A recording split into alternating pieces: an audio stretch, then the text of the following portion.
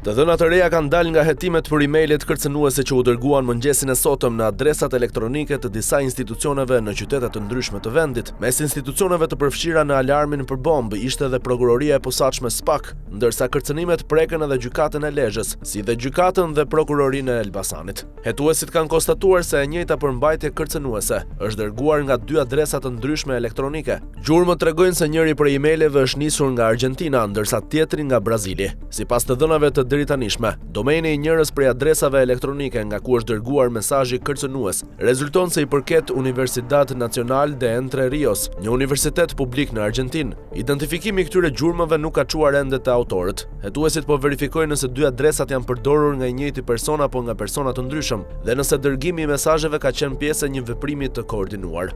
Alarmi nisi mëngjesin e sotëm, kur disa institucione në qytete të ndryshme morën në adresat e tyre elektronike një mesazh me përmbajtje kërcënuese dhe terroriste, ku pretendohej se në godinat e tyre ishin vendosur bomba. Në adresat zyrtare të disa prej institucioneve, mesazhet kanë mbërritur nga një adresë që pretendonte se ishte në lidhje me shtetin islamik ISIS. Alarmi solli pasoja konkrete në funksionimin e institucioneve të drejtësisë.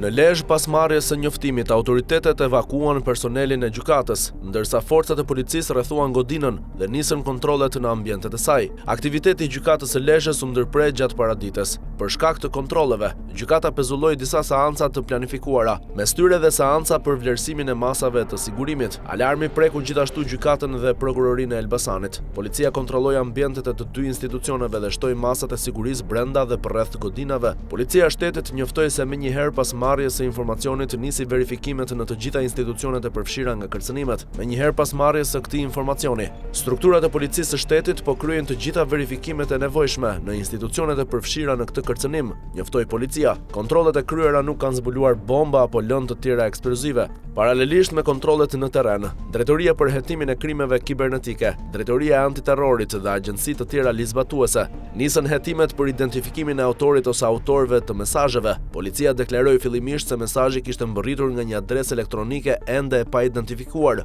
Megjithatë, vendodhja elektronike nga ku rezulton se janë nisur mesazhet nuk përcakton autorsinë e tyre.